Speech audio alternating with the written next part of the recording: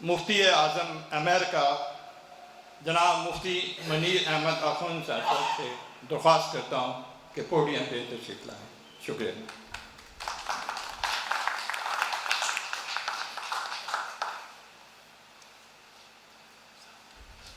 الحمد للہ وکفا وسلام علی عبادہ الذین اصطفیٰ اما بعد.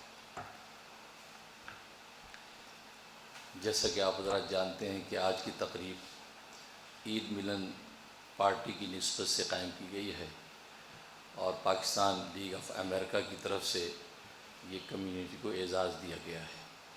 اس لیے سب سے پہلے میں پاکستان لیگ آف امریکہ کے ذمہ داران جناب ڈاکٹر تجمل گیلانی صاحب اور جناب عین الحق صاحب, میاں فیاض صاحب اور رحیل ڈار صاحب اور دیگر معززین کو تہ دل سے مبارکباد پیش کرتا ہوں کہ کمیونٹی کے لیے انہوں نے ایک خوبصورت تقریب کا اہتمام کیا. اور دوسری بات یہ کہ چونکہ یہ پاکستان لیگ آف امریکہ ہے تو پاکستان کی نسبت سے وہ شخصیات کہ جن کا پاکستان کے اندر ایک بہت بڑا انپٹ تھا, جیسا کہ عبدالستار ایدھی مرحوم, اور وہ دنیا سے چلے گئے. وہ پاکستان میں خدمت خلق کے خالق تھے. جس نوعیت کی خدمت خلق انہوں نے کی ہے تو گویا کہ تاریخ میں بھی اس کا خال خال ہی ذکر ملتا ہے. مدر ٹریسا کا بڑا نام ہے, لیکن جو خدمت خلق عبدالستار ایدھی نے کی ہے وہ یقیناً نوبل پرائز کے بھی مستحق تھے اور ان کو یہ اعزاز دیا جانا چاہیے تھا. لیکن وہ ایک درویش, ایک فقیر منش آدمی تھا. جب بھی اس سے لوگوں نے پوچھا کہ آپ کو نوبل پرائز نہیں ملا تو آپ کا دل دکھا ہوا ہے. کہا کہ جس اللہ کے رضا کے لیے میں نے کیا تھا, اللہ کی رضا میرے لیے سب سے بڑا نوبل پرائز ہے. تو جو ملک ایسے افراد پیدا کرتا ہو اس سرزمین کی زرخیزی کا آپ اندازہ لگا سکتے ہیں. جہاں امجد صابری جیسے لوگ پیدا ہوں جو نعت خوان اور ثنا خوان ہوں, ایک پاک کلام کو اللہ کے حضور میں پیش کرنے والے ہوں, تو دکھ اس بات کا ہوتا ہے کہ ایسے پاک کلام بیان کرنے والے کے لیے اگر پاکستان نہیں ہے تو یہ پاک سرزمین کس کے لیے ہے. یہ مجھے طالب علم سے زیادہ آپ دانشوروں کو سوچنا ہے کہ آخر اس پاک سرزمین کے اندر ایسے پاک کلام بیان کرنے والوں کے لیے جگہ کیوں نہیں ہے.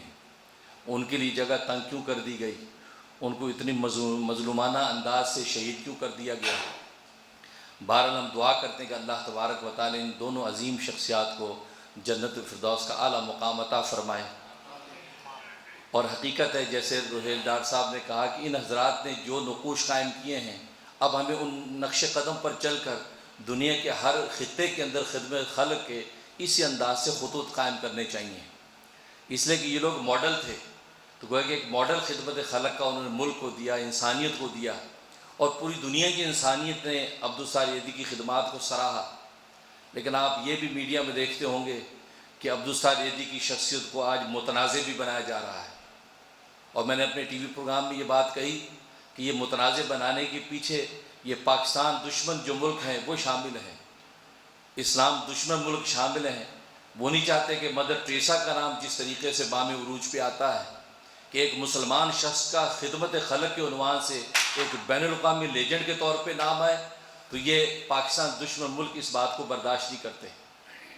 ہم نے تو اپنے اساتذہ سے مدرسوں کے اندر یہ سنا کہ ہمارے اساتذہ جب پڑھاتے تھے حدیث, اور جس حدیثوں میں یہ ذکر آتا تھا کہ نبی کریم صلی اللہ علیہ وسلم فرماتے تھے اے صحابہ تم نے چلتے پھرتے زندہ جنتی دیکھنا ہے تو یہ اس کو دیکھو, یہ شخص کو یہ جا رہا ہے. تو ہمارے اساتذہ ہمیں یہ کہتے تھے کہ میں تمہیں یہ کہتا ہوں کہ اگر اس وقت دنیا میں تم نے چلتے پھرتے جنتی دیکھنا ہے تو عبدالستار ایدھی کو دیکھو.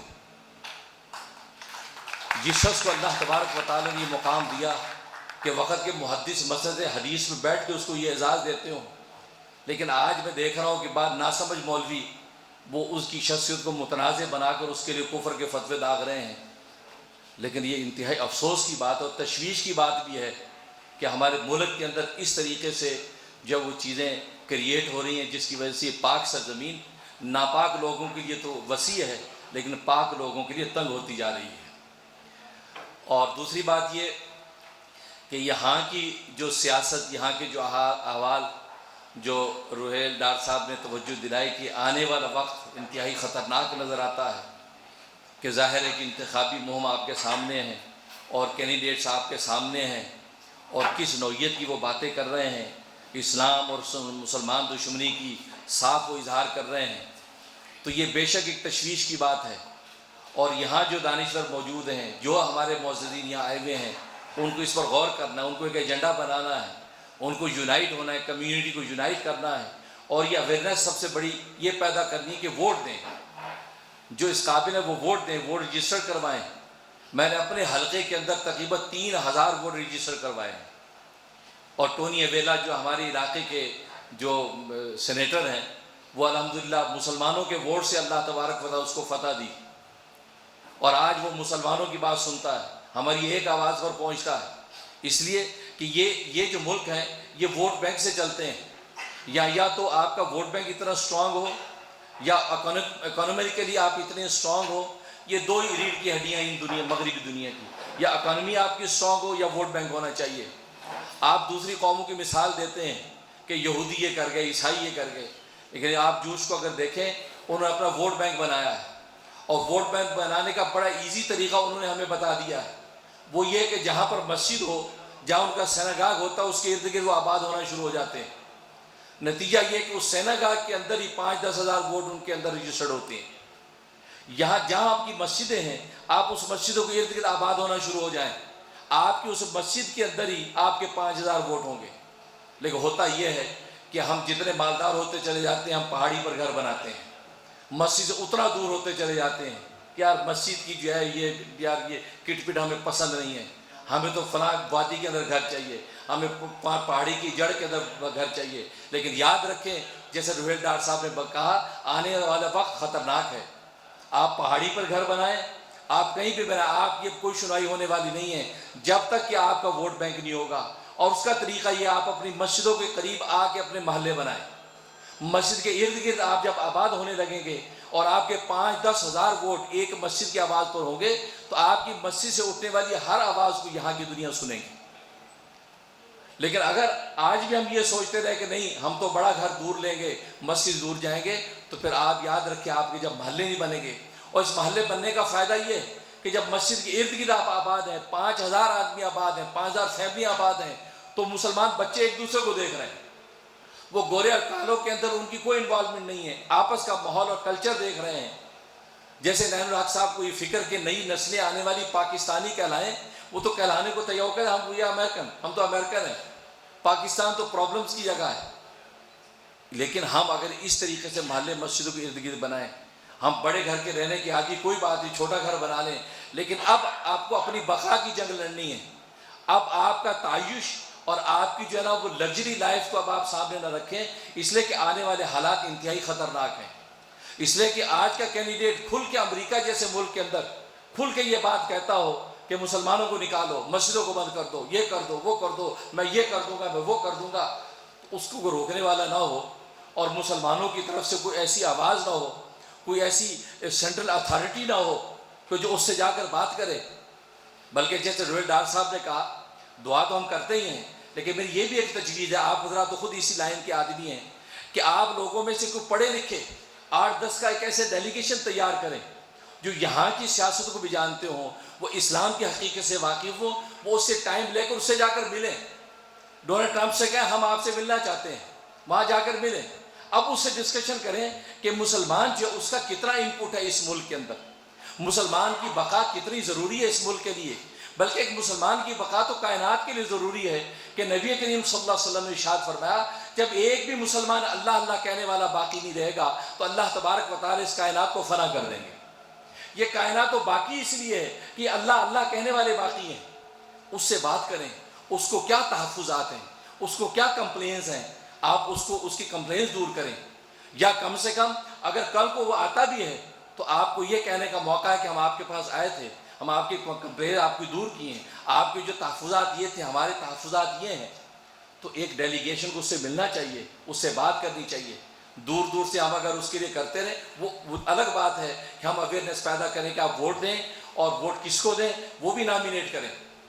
یہ نہ کہیں کہ جی کسی اچھے آدمی کو دے دیں، اس لیے کہ ہر آدمی کے اچھے آدمی کا معیار ڈیفرنٹ ہے، وہ پتہ نہیں کس بنیاد پہ کس کو اچھا سمجھتا ہے، لیکن کمیونٹی کے جو ذمہ دار ہیں وہ ایک نامینیٹ کرتے ہیں کہ یہ جو بندہ ہے آپ اپنے حلقے میں اس بندے کو ووٹ دیں، کیونکہ یہاں لوگوں کو سوچنے کا ٹائم نہیں ہے، میڈیا کے اندر پھنسے ہوئے ہیں، صبح شام کی جابز ہیں، آئے دن کے بل ہیں، ان چکروں میں وہ سنتے نہیں، بس ایک سینٹرل اتھارٹی بول دے کہ مسلمان جتنے بھی ہیں وہ فلاں فلاں کو ووٹ دیں، جب یہ بات کہہ دیں گے بس وہ ان کو پتہ کہ فلاں کو ووٹ دینا، ووٹ رجسٹر کروانا ہے۔ یہ گائیڈنس آپ حضرات کو کرنی ہے۔ بحیثیت عالم دین میں دعائیں کروں گا، میں آپ کو اس کے لیے بتائیں گے کہ ہم اللہ سے دعا بھی کر رہے ہیں، اور اس ظالم کے لیے بددعا، میں تو ہر جمعے کے خطبے میں بددعا کرتا ہوں کہ یا اللہ امریکہ کے اندر ایسے حکمرانوں کو مسلط نہ کرنا کہ جو اسلام اور مسلمانوں کے اقدار کی عزت کرنے والے نہ ہوں، مسلمانوں کے دشمن ہو، اسلام کے دشمن ہو، یا اللہ ایسوں کا ناکام اور خائب اور خاسر فرما۔ ہمیشہ دعا کرتے ہیں، لیکن صرف دعا کافی نہیں، تدبیر ضروری ہے۔ حضرت موسیٰ علیہ السلام کو اللہ تبارک و تعالیٰ نے فرعون کے پاس جب بھیجا، کہا کہ وہاں جا کر قولا لہو قولا لینا، نرمی سے بات کرنا، بڑا ڈیسنٹ طریقے سے بات کرنا، اس لیے کہ کہیں سختی سے بات کرو گے وہ تم پر حملہ آور نہ ہو، تم پر جھپٹ نہ پڑے۔ حضرت موسیٰ نے یہ بات نہیں کہی اے رب ذوالجلال آپ کیا بات کر رہے ہیں، آپ مجھے بچائیے، آپ تو رب العالمین ہیں، اگر اسے مجھ پہ ہاتھ ڈالے تو آپ روکیے گا اس کا ہاتھ، آپ اس کا ہاتھ توڑیے گا؟ نہیں، اللہ نے دعوت کا طریقہ بتایا ہے کہ نرمی سے تدبیر سے بات کرنا تمہارا کام ہے، باقی میری نصرت تیرے پیچھے ہے، اس کی فکر نہیں۔ تو تدبیر اختیار کرنا یہ بھی سنت ہے، آپ یہ تدبیر اختیار کریں، اس کی فکر کریں، میڈیا کو استعمال کریں، پریس میڈیا کو استعمال کریں، اور ابھی سے اس پر مضامین آپ حضرات کے آنے چاہیے، ابھی سے اس کے اندر ایڈ آنے چاہیے کہ بھی کس کو ووٹ دینا ہے، کس کو ووٹ نہیں دینا، کیا دینا ہے، ووٹ بینک بناؤ۔ یہ جب ایک پوری لابنگ نہیں ہوگی اس بات کی، اس وقت تک ہمارے لوگ جاگنے والے نہیں ہیں، ان کو آنے والے خطرات سے مطلع کیا جائے تو پھر آپ دیکھیں گے انشاءاللہ ہماری قوم جو ہے وہ اتنی وہ نہیں ہے۔ مسلمان امت کے اندر ایمان کا خون ہے، جیسے آپ ترکی کی مثال دے رہے ہیں کہ ترکی کے اندر کیا ہوا، اور حقیقت یہ کہ پوری دنیا کے اندر بدامنی ہے، اور انسان یہ سوال پیدا کرتا ہے کہ بھائی آخر اللہ نے یہ کائنات یہ لڑائی جھگڑے کے لیے بنائی ہے؟ اللہ نے کوئی ایسا اصول نہیں دیا کہ ہم امن اور امان اور سکون کے ساتھ رہ سکیں؟ نہیں، بالکل دیا ہے۔ وہ کیا ہے؟ وہ حقوق و فرائض۔ حقوق و فرائض کا ایک ایسا فارمولہ اللہ نے انسانیت کو دیا ہے کہ جن پر جو فرائض عائد ہوتے ہیں وہ دیانت داری سے اپنے فرائض پورے کرتے رہیں، سامنے والے کے حقوق آٹومیٹکلی ادا ہوتے رہیں۔ شوہر دیانت داری سے اپنے فرائض ادا کرے، بیوی کے حقوق آٹومیٹکلی ادا ہوتے رہیں گے، اس کو حقوق مانگنے یا چھیننے کی ضرورت نہیں، مانگنے چھیننے کی ضرورت نہیں۔ اسی طریقے سے بیوی پر جو فرائض عائد ہوتے ہیں وہ دیانت داری سے اپنے فرائض ادا کرتی رہے تو شوہر کے حقوق آٹومیٹکلی ادا ہوں گے۔ بالکل اس سے آپ ترکی کی جو مثال دے رہے ہیں، وہاں کا اگر حکمران اپنے فرائض کو دیانت داری سے ادا کرتا رہا کہ جس سے آٹومیٹکلی قوم کے حقوق ادا ہوتے رہے، آج جب وقت آیا تو قوم نے اپنے فرائض کو ادا کیا، جس کے نتیجے میں ملٹری کو سے ملک بچ گیا۔ لیکن پاکستان کا حکمران وہ یہ سمجھتا ہی نہیں کہ میرے کندھوں پہ فرائض کیا ہے اس قوم کے۔ اگر وہ اس فرائض کو سمجھے گا اور اس کے بعد ان کو جب ڈیلیور کرے گا تو قوم کے حقوق آٹومیٹکلی ادا ہوں گے، اور جب وقت آئے گا تو قوم، اور پھر میں تو کہتا ہوں کہ پاکستانی قوم تو اتنی مظلوم ہے، وہ ہر وقت آنے پہ فرائض ادا کرتی رہتی ہے۔ بھوکے مرتے تو قوم خود کھلاتی ہے، پیاسے مرتے قوم ہی کھلاتی ہے، زلزلے آتے قوم ہی ان کو اٹھاتی ہے۔ یہ قوم، حکمران نہیں کر رہے ہیں، قوم کے اندر وہ جذبہ ہے۔ لیکن افسوس یہ کہ حکمران اگر اپنے حقوق و فرائض کے ضابطوں کو سمجھ لے، اور اسی کی اویئرنیس کی ضرورت ہے، یہاں پر بھی کمیونٹی کے جس کے کندھے پہ جو فرائض ہیں ہم دیانت داری سے وہ فرائض ادا کرتے رہیں تو آٹومیٹکلی آپ دیکھیں گے سامنے والے کے حقوق ادا ہوتے رہیں گے، اور ہم انشاءاللہ کامیابی کی منزل کی طرف جائیں گے۔ اور جیسے ڈاکٹر صاحب نے کہا کہ مفتی صاحب جو وہ مختلف موقع پہ رہنمائی کرتے رہتے ہیں، اور یہ حقیقت ہے، دن رات اسی ادھیڑ بن میں گزرتا ہے کہ اس یہاں امریکہ کی کمیونٹی کے میرے کندھے پہ کیا فرائض ہیں۔ کوشش کرتا ہوں کہ اس کو دل و جان سے سچائی سے ادا کروں اور اس کو پورا کروں، ہر پلیٹ فارم پہ اپنی آواز اٹھاؤں اور یہاں کی نسلوں کو بتاؤں کہ اس ملک کے اندر رہنے کا رنگ ڈھنگ، اس لیے کہ یاد رکھیں اسلام کا رنگ پانی جیسا ہے۔ جنید بغدادی رحمۃ اللہ کے بڑے ولی گزرے ہیں، تو کسی نے کہا جی اسلام کیسا ہے، اسلام کا رنگ کیا ہے؟ آپ نے فرمایا کہ اسلام کا رنگ پانی جیسا ہے۔ کہتے کیا مطلب؟ کا مطلب ہے کہ جس رنگ کے پیالے میں ڈالو گے ویسے رنگ کا نظر آئے گا۔ اگر ریڈ پیالے میں ڈالو گے تو ریڈ نظر آئے گا، حالانکہ وہ ریڈ نہیں ہوا۔ گرین میں ڈالو گے تو گرین نظر آئے گا، حالانکہ وہ گرین نہیں ہوا۔ بالکل اسی طرح کہ اسلام کا کمال یہ ہے کہ امریکہ میں آ کے وہ امریکن لگتا ہے، وہ ایک چک دیہات میں جا کے بالکل دیہاتی ہو جاتا ہے، مدینے میں جا کے یہ اسلام مدنی نظر آنے لگتا ہے، مکہ میں جا کے مکی لگتا ہے، اور یورپ میں جب اسلام جاتا ہے وہاں یورپین لگتا ہے. لیکن حقیقت میں اسلام اپنے اصول بدلتا نہیں ہے، لیکن اس رنگ کے پیالے میں ایسا ڈھل جاتا ہے اور وہیں اپنی جگہ بنا کر منزل پہ پہنچتا ہے.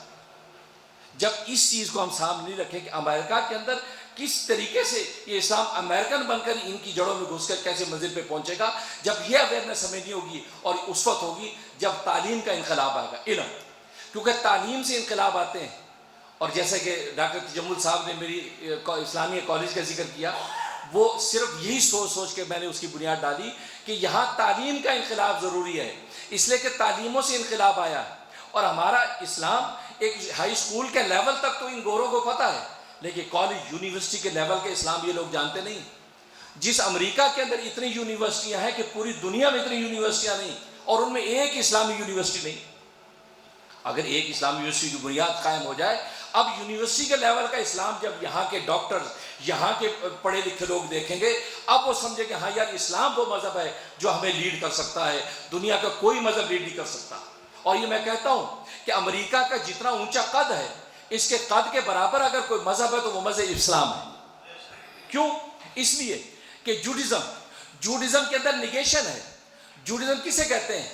حضرت موسیٰ کو ماننا، عیسیٰ کا انکار کرنا، تورات کو ماننا، انجیل کا انکار کرنا. جس مذہب کی بنیاد میں انکار اور نیگیشن آ جائے وہ دنیا کو لیڈ نہیں کر سکتا، کیونکہ وہاں تعصب کی دیواریں کھڑی ہو جاتی ہیں. جب تعصب کی دیواریں کھڑی ہو گئی وہ عالمگیر نہیں رہا، وہ بالکل ایک مخصوص قوم کو لے کے چل سکتا ہے. عیسائیت کسے کہتے ہیں؟ کرسچینٹی. عیسیٰ کو ماننا، محمد کا انکار کرنا، انجیل کو ماننا، قرآن کا انکار کرنا، اس کو کہتے ہیں عیسائیت. عیسائیت میں نیگیشن آ گئی تو تعصب کی دیواریں کھڑی ہوگی، وہ بھی محدود ہو گیا، وہ ایک عالمگیر لیڈرشپ نہیں کر سکتا. لیکن جب اسلام سے پوچھتے ہیں کہ تو کیا ہے، اسلام کہتا ہے کہ میں موسیٰ کو بھی مانتا ہوں، عیسیٰ کو بھی مانتا ہوں، یوسف بھی مانتا ہوں، ابراہیم کو مانتا ہوں، اسماعیل کو مانتا ہوں، اسحاق کو مانتا ہوں، آمنت باللہ وملائکتہ وکتبہ ورسلہ. میں ساری آسمانی کتابوں کو اپنے سر کا تاج سمجھتا ہوں، سارے انبیاء کو اپنی آنکھوں کا سرما سمجھتا ہوں. میں عیسیٰ کا انکار کر دوں تو میرا محمد مجھے مجلس سے نکال دے گا. میں عیسیٰ کا انکار کر دوں، موسیٰ کا انکار کر دوں، محمد مجلس سے نکال دے گا. میں تورات کا انکار کر دوں، قرآن مجھے دھتکار دے گا. میں سب کو اپنے سینے سے لگاتا ہوں. میں تو پھولوں کا وہ گلدستہ ہوں کہ جسے سارے گلشن کے پھولوں کو ایک لڑی میں پرو دیا. یہ کمال اسلام کے اندر ہے. جب امریکہ جیسا وائٹ ملک جو پوری عالمگیر امن کو لے کے چلنا چاہتا ہے، یہ اس وقت کامیاب ترین ہوگا جب یہ اپنے مذہب کو اسلام قرار دے گا. اسلام ہی اس کے قد کے برابر مذہب ہے، دنیا کا دوسرا مذہب کوئی اسلام کے برابر نہیں. لیکن اس کے لیے ریپرزینٹیٹیو ہم ہیں. ہم جیسا ترجمان بن کے آگے اسلام پیش کریں گے، اسی طریقے سے یہ بات آگے بڑھے گی اور وہ سوچیں گے ہاں واقعی، کیونکہ ہم مسلمان. بات وہی ہے. آخر اس بات ختم کرتا ہوں. برنارڈ شاہ مشہور آتھر گزرا، اس نے لکھا ہے کہ اسلام دنیا کا بہترین مذہب ہے اور مسلمان دنیا کی بدترین قوم ہے.